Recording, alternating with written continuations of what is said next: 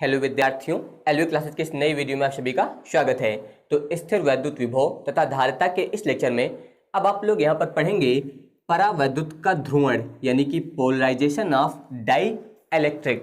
तो इसके लिए आप लोग याद रखिएगा, कोई भी माध्यम जो होता है वो अणुओं और परमाणुओं से मिलकर बनता है। कोई भी माध्यम जो होता है वो अणुओं और परमाणुओं से मिलकर बनता है। इसके अलावा परमाणुओं में धनावेश जो होता है वो उसके नाभिक में केंद्रित होता है। परमाणुओं में जो धनावेश होता है वो उसके नाभिक में जो है केंद्रित रहता है, और इलेक्ट्रॉन जो होते हैं वो उस नाभिक के चारों ओर जो है यहाँ पर चक्कर लगाते रहते हैं। मान लीजिए यहाँ पर जो है इलेक्ट्रॉन है, तो इलेक्ट्रॉन जो होते हैं वो उस नाभिक के चारों ओर जो है यहाँ पर चक्कर लगाते रहते हैं। ये आपको पता है, कोई भी परावैद्युत पदार्थ जो होता है उसमें नाभिक और इसके अलावा जो इलेक्ट्रॉन होते हैं वो दृढ़ता पूर्वक बंधे होते हैं।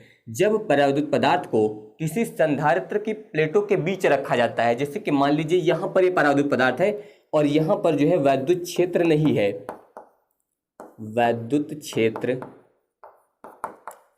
नहीं है, तो जब इसे संधारित्र की प्लेटों के बीच रखा जाएगा, जैसे कि मान लीजिए यहाँ पर कोई आपको संधारित्र दिया गया है इस प्रकार से, इस पर प्लस चार्ज है और यहाँ पर माइनस चार्ज है। तो जब इस परावैद्युत पदार्थ को इस संधारित्र की प्लेटों के बीच रखा जाएगा, यानी कि यहाँ पर रखा जाएगा, तो यहाँ पर संधारित्र की प्लेटों के बीच जो है वैद्युत क्षेत्र होगा, यानी कि ई। यहाँ पर क्या होगा? वैद्युत क्षेत्र। तो यहाँ पर जब इस परावैद्युत पदार्थ को हम लोग संधारित्र की प्लेटों के बीच वैद्युत क्षेत्र में रखते हैं, तो वैद्युत क्षेत्र में रखने पर इसका जो नाभिक होता है, यानी कि ये जो धनावेशित भाग होता है, ये वैद्युत क्षेत्र की दिशा में चला जाता है। यानी कि इस प्रकार से ये जो होता है ये वैद्युत क्षेत्र की दिशा में चला जाता है। इसके अलावा जो इलेक्ट्रॉन गति करता रहता है इसके चारों ओर, वो जो है यहाँ पर इसकी विपरीत दिशा में, यानी कि इधर आ जाता है। इलेक्ट्रॉन जो होता है वो विपरीत दिशा में आ जाता है, यानी कि इधर जो है माइनस इलेक्ट्रॉन आ जाता है, और इधर वैद्युत क्षेत्र की दिशा में जो है ये नाभिक आ जाता है। तो इस प्रकार जो है यहाँ पर ध्यान दीजिए, परावैद्युत का प्रत्येक अणु जो होता है उसका एक सिरा जो होता है वो धनावेशित हो जाता है और दूसरा सिरा जो होता है वो ऋणावेशित हो जाता है। तो इसे हम लोग बोलते हैं परावैद्युत का ध्रुवण। यानी कि याद रखिएगा, यहाँ पर ये जो है एक सिरा प्लस हो जाएगा और एक माइनस हो जाएगा, तो इसका मतलब यहाँ पर परावैद्युत जो है ये ध्रुवित हो जाएगा। परावैद्युत क्या हो जाएगा? ध्रुवित हो जाएगा। और यहाँ पर परावैद्युत के प्रत्येक अणु पर जो आवेश होता है वो संधारित्र की प्लेटों पर आवेश के विपरीत होता है। जैसे कि ध्यान दीजिए, यहाँ पर प्लस था तो यहाँ पर कैसा आवेश आया है? माइनस। यहाँ पर माइनस था तो यहाँ पर कैसा आवेश आया? प्लस आवेश आया है। यानी कि संधारित्र की प्लेटों पर जो आवेश होता है उस आवेश के विपरीत आवेश यहाँ पर जो है आ जाता है। तो इस प्रकार जो है यहाँ पर इस परावैद्युत पदार्थ में वैद्युत क्षेत्र के कारण ये जो क्रिया होती है इसे ही बोला जाता है परावैद्युत का ध्रुवण। याद रखिएगा, इस क्रिया को क्या बोलते हैं? परावैद्युत का ध्रुवण। आपको क्या बताया गया कि कोई भी माध्यम जो होता है वो अणुओं और परमाणुओं से मिलकर बनता है। परमाणुओं में जो धनावेशित भाग होता है वो उसके नाभिक में केंद्रित होता है। इसके अलावा इलेक्ट्रॉन जो होते हैं वो उस नाभिक के चारों ओर परिक्रमा करते रहते हैं। और परावैद्युत पदार्थ में जो यहाँ पर नाभिक है और इलेक्ट्रॉन है, ये दोनों जो है दृढ़तापूर्वक बंधे रहते हैं। जब किसी परावैद्युत पदार्थ को संधारित्र की प्लेटों के बीच वैद्युत क्षेत्र में रखा जाता है, तो यहाँ पर जो धनावेशित नाभिक होते हैं वो इस वैद्युत क्षेत्र की दिशा में और इलेक्ट्रॉन जो होते हैं वो विपरीत दिशा में यहाँ पर आ जाते हैं।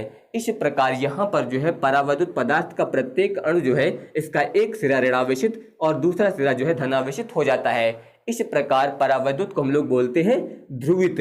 इस प्रकार इसे क्या कहा जाता है? इसे ध्रुवित कहा जाता है। और यहाँ पर परावैद्युत के प्रत्येक अणु पर जो आवेश होता है वो संधारित्र की प्लेटों पर आवेश का विपरीत होता है, यानी कि उसके विपरीत होता है। तो इस प्रकार जो है इस वैद्युत क्षेत्र के कारण इस परावैद्युत में जो क्रिया होती है इसे ही बोला जाता है परावैद्युत का ध्रुवण।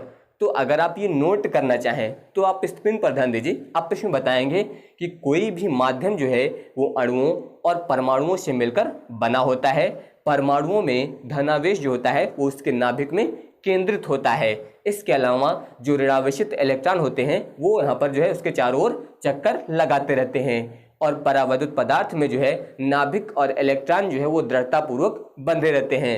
जब किसी परावैद्युत पदार्थ को संधारित्र की प्लेटों के बीच वैद्युत क्षेत्र में रखा जाता है तो उसके अणुओं के जो नाभिक होते हैं वो वैद्युत क्षेत्र की दिशा में और इलेक्ट्रॉन जो होते हैं वो विपरीत दिशा में चले जाते हैं। इस प्रकार परावैद्युत पदार्थ का जो है एक सिरा यहाँ पर ऋणावेशित हो जाता है और एक सिरा यहाँ पर जो है उसका धनावेशित हो जाएगा। इस प्रकार जो है परावैद्युत को ध्रुवित कहा जाता है। इस प्रकार परावैद्युत के प्रत्येक अणु पर जो आवेश होता है वो संधारित्र की प्लेटों पर आवेश का विपरीत होता है, ये आप लोग याद रखिएगा। इसके अलावा वैद्युत क्षेत्र के कारण जो है परावैद्युत में होने वाली ये क्रिया जो है इसे हम लोग बोलते हैं परावैद्युत का ध्रुवण, तो ये आप लोग याद रखिएगा। इसके अलावा जो है इसी से संबंधित एक टॉपिक है आपका वैद्युत भंजन। वैद्युत भंजन यानी कि वैद्युत भंजन क्या होता है, तो इसके लिए आप लोग याद रखिएगा जब यहाँ पर संधारित्र की प्लेटों के बीच विभवांतर बढ़ाया जाता है, यानी कि यहाँ पर जब विभवांतर का मान बढ़ाते हैं तो यहाँ पर जो है वैद्युत क्षेत्र की तीव्रता भी जो है बढ़ जाएगी। यानी कि जब आप विभवांतर बढ़ाएंगे यहाँ पर प्लेटों के बीच तो वैद्युत क्षेत्र का मान भी बढ़ जाएगा, और जब वैद्युत क्षेत्र का मान बढ़ता है तो यहाँ पर इलेक्ट्रॉन और इसके अलावा इन धनावेशित नाभिकों के बीच जो है अधिक तन्यता बढ़ेगी, यानी कि एक दूसरे से अधिक दूर हटने का प्रयास करेंगे। तो यहाँ पर जो है इन परावैद्युत पदार्थ के इलेक्ट्रॉन और इसके अलावा संधारित्र की प्लेटों के बीच जो है चालकी पथ निर्मित हो जाता है। यहाँ पर ये जो है चालकी पथ निर्मित हो जाता है। तो इस प्रकार संधारित्र की प्लेटों के बीच इसे बोला जाता है वैद्युत भंजन। याद रखिएगा इसे क्या बोला जाता है, इससे बोला जाता है वैद्युत भंजन। और इसी से संबंधित टॉपिक है आपका परावैद्युत सामर्थ्य। परावैद्युत सामर्थ्य। तो परावैद्युत सामर्थ्य क्या है आप बता सकते हैं इसके बारे में कि किसी परावैद्युत पदार्थ के लिए वह अधिकतम वैद्युत क्षेत्र, याद रखिएगा वह अधिकतम वैद्युत क्षेत्र जिसे कोई पदार्थ यहाँ पर जो है बिना वैद्युत भंजन के सहन कर सकता है, उस पदार्थ की जो है परावैद्युत सामर्थ्य कहलाती है। यानी कि आप यहाँ पर लिखना चाहें तो आप बता सकते हैं किसी परावैद्युत पदार्थ के लिए, परावैद्युत पदार्थ के लिए वह अधिकतम वैद्युत क्षेत्र, वह अधिकतम वैद्युत क्षेत्र, वैद्युत क्षेत्र जिसे पदार्थ बिना वैद्युत भंजन के, बिना वैद्युत भंजन के सहन करता है, सहन करता है, उस पदार्थ की परावैद्युत सामर्थ्य कहलाती है। परावैद्युत सामर्थ्य कहलाती है।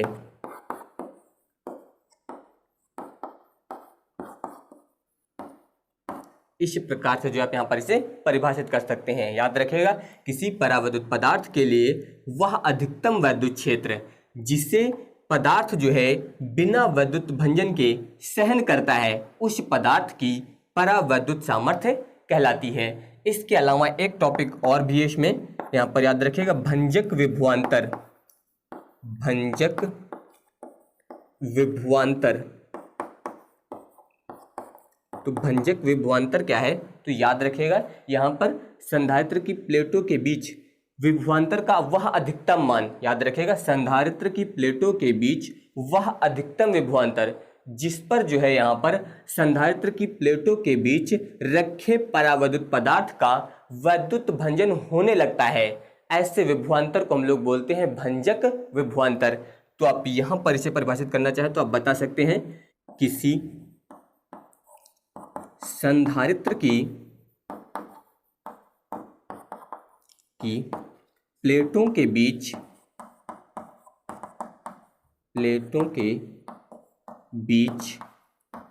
वह अधिकतम विभवांतर वह अधिकतम विभवांतर जिस पर प्लेटों के बीच रखे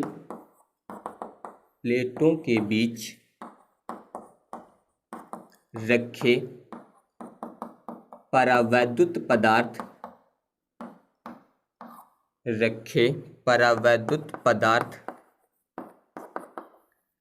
का वैद्युत भंजन होने लगता है,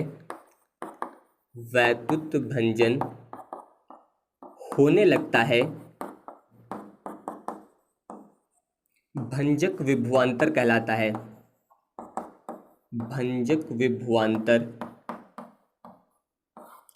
कहलाता है।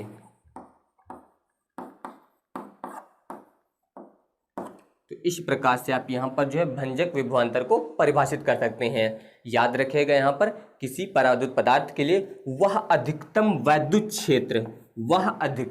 वैद्युत क्षेत्र जिसे कोई पदार्थ जो है बिना वैद्युत भंजन के सहन कर सकता है, उसे बोला जाता है परावैद्युत सामर्थ्य। इसके अलावा किसी संधारित्र की प्लेटों के बीच का वह अधिकतम विभवांतर जिस पर जो है प्लेटों के बीच रखे परावैद्युत पदार्थ का वैद्युत भंजन होने लगता है, उसे बोला जाता है यहाँ पर भंजक विभवांतर। तो अब आप चाहें तो यहाँ पर इसका स्क्रीनशॉट ले सकते हैं। अब इसके बाद ध्यान दीजिए, टॉपिक है यहाँ पर संधारित्र की धारिता पर परावैद्युत का प्रभाव, यानी कि जो संधारित्र की धारिता होती है उस पर परावैद्युत पदार्थ का क्या प्रभाव पड़ता है। तो इसके लिए ध्यान दीजिए, जैसे कि मान लीजिए यहाँ पर कोई संधारित्र दिया गया है इस प्रकार से, ये हो गया संधारित्र। इसकी प्लेटों के बीच की दूरी आप मान लीजिए स्मॉल d है। इसके अलावा प्रत्येक प्लेट का जो क्षेत्रफल है वो आप मान लीजिए यहाँ पर a है, और यहाँ पर जब इसकी एक प्लेट को प्लस q परिमाण का धनावेश दिया जाता है तो उसी परिमाण का ऋणावेश जो है यहाँ पर उत्पन्न हो जाता है। तो आप लिख सकते हैं कि माना संधारित्र की प्रत्येक प्लेट का क्षेत्रफल a तथा दोनों प्लेटों के बीच की दूरी जो है d है, और जब यहाँ पर इसकी बाईं प्लेट को q परिमाण का धनावेश दिया जाता है तो उसी परिमाण का ऋणावेश जो है यहाँ पर इसकी दूसरी प्लेट पर उत्पन्न हो जाता है। तो मान लीजिए अभी जो है यहाँ पर इसकी प्लेटों के बीच इसमें वायु भरी गई है, इसमें प्लेटों के बीच है वायु। तो ध्यान दीजिए, आप यहाँ पर लिखेंगे संधारित्र की प्लेटों के बीच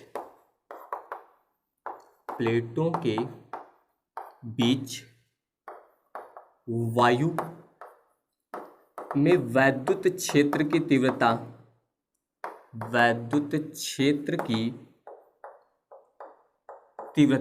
तो वायु में वैद्युत क्षेत्र की तीव्रता के लिए आप लिखेंगे ई नॉट बराबर हो जाएगा सिग्मा बटे एप्सिलॉन नॉट, इतना हो जाएगा। इसके अलावा याद रखिएगा सिग्मा बराबर होता है Q बाई ए, ये सूत्र होता है सिग्मा बराबर Q बाई ए, तो इसकी जगह पे आप लिखेंगे Q बाई ए। इसके अलावा यहाँ पर दिया गया है एप्सिलॉन नॉट, इतना हो गया। अब इसके बाद आप मान लीजिए कि यदि विभवांतर V नॉट है, तो अगर विभवांतर यहाँ पर V नॉट होगा तो ध्यान दीजिए सूत्र होता है V नॉट बराबर E नॉट इंटू डी, इतना हो जाएगा। ये जो सूत्र लिखा गया है वो इसके अनुसार लिखा गया है। सूत्र ये होता है E नॉट बराबर V नॉट बटे डी। इसके अनुसार जब V नॉट का मान ज्ञात करेंगे तो ये इधर गुणे में आ जाएगा, ये इतना होगा। अब E नॉट का आप यहाँ से मान रखिए तो ये हो जाएगा V नॉट, इसकी जगह पे मान रखेंगे Q बटे में हो जाएगा A एप्सिलॉन नॉट इंटू में हो जाएगा D, इतना हुआ। इसके बाद अब आप यहाँ पर लिखिए अतः संधारित्र की धारिता,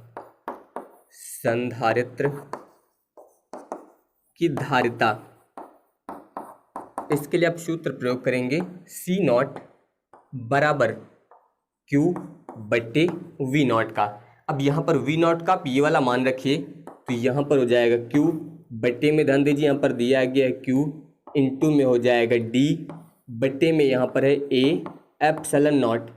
इससे यहाँ पर ये कट जाएगा और ये पलट के ऊपर जाएगा तो ये आएगा फिर C नॉट बराबर यहाँ पर हो जाएगा एप्सिलॉन नॉट A, इतना, ये पलट के ऊपर चला जाएगा और यहाँ पर आ जाएगा D। इस प्रकार से ये इतना आ गया। इसको आप मान लीजिए यहाँ पर समीकरण 1। अब इसके बाद ध्यान दीजिए, अगर मान लीजिए यहाँ पर वायु के स्थान पर कोई परावैद्युत पदार्थ भर दिया जाए जिसका कि परावर्तन कितना हो, के हो, तो अब यहाँ पर लिखेंगे आप, यदि प्लेटों के बीच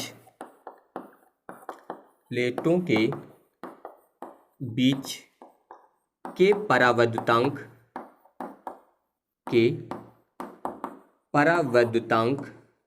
का कोई परावैद्युत पदार्थ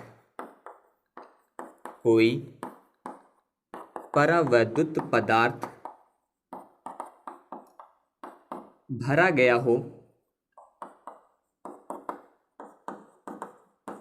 तो अब यहां पर ध्यान दीजिए, अगर मान लीजिए इसमें वायु के स्थान पर कोई परावैद्युत पदार्थ भर दिया गया तो यहां पर जो वैद्युत क्षेत्र की तीव्रता होगी वो अब घट जाएगी। पहले थी E0 तो अब हो जाएगी E0/K, ये हो जाएगी। ये पॉइंट आप लोग यहाँ पर याद रखिएगा कि जब प्लेटों के बीच के परावैद्युतांक का कोई परावैद्युत पदार्थ भरा जाएगा तो वहां पर तीव्रता घटकर E0/K हो जाएगी। तो अब ध्यान दीजिए E बराबर E0, इसका मान ध्यान दीजिए आपको ये दिया गया है, इसकी जगह पे ये वाला मान रखिए, तो यहाँ पर हो जाएगा Q बटे में हो जाएगा A, इसके बाद यहाँ पर है ε0 और ये दिया गया है K, इतना हो गया। अब इसके बाद मान लीजिए अब यहाँ पर विभवांतर है V, तो अब यहाँ पर लिखिए कि यदि विभवांतर V है तो सूत्र हो जाएगा V बराबर E इंटू D, इतना आएगा। E की जगह पे आप ये वाला मान रखिए, तो V बराबर यहाँ पर हो जाएगा Q बटे में हो जाएगा A ε0K इंटू D, इतना हुआ। अब यहाँ पर ध्यान दीजिए, अब आप लिखिए यहाँ पर, अतः संधारित्र की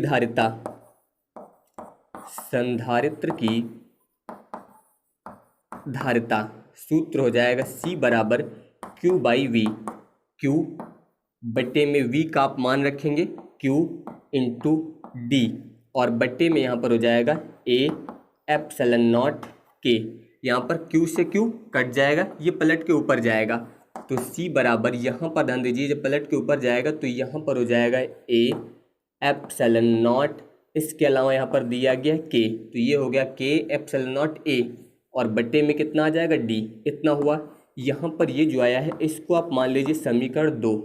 अब इसके बाद ध्यान दीजिए यहाँ पर आप लिखिए समीकरण 1 व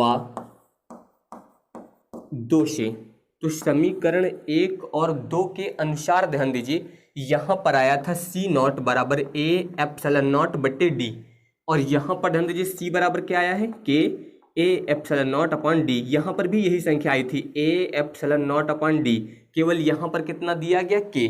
तो अब यहाँ पर ध्यान दीजिए आप इसमें लिखेंगे यहाँ पर C बराबर यहाँ पर है K, इसके बाद दिया गया A ε0/D, तो यहाँ पर ध्यान दीजिए A ε0/D, इसके जगह पे क्या लिख सकते हैं C0, तो यहाँ पर ध्यान दीजिए ये हो गया K और इसकी जगह पे आप यहाँ पर लिख देंगे C0, तो ये सूत्र आ गया C बराबर K इंटू C0। तो ध्यान दीजिए परावैद्युत पदार्थ का क्या प्रभाव पड़ा, जब यहाँ पर प्लेटों के बीच परावैद्युत पदार्थ भर दिया गया तो संधारित्र की जो धारिता थी वो पहले का जो है यहाँ पर K गुना बढ़ जाएगी।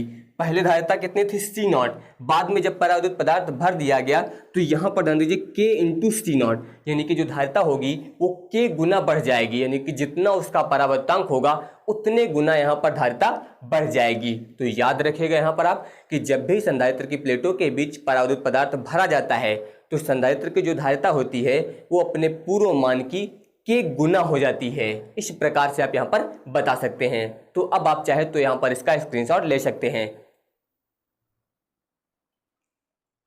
तो अगर आप सभी को ये वीडियो पसंद आया हो तो इस वीडियो को लाइक और शेयर करिएगा और साथ में हमारे चैनल को सब्सक्राइब करके वहाँ पर नोटिफिकेशन बेल प्रेस कर लीजिएगा, जिससे जो भी वीडियो अपलोड किया जाएगा उसका नोटिफिकेशन आपके पास पहुँच जाएगा। धन्यवाद।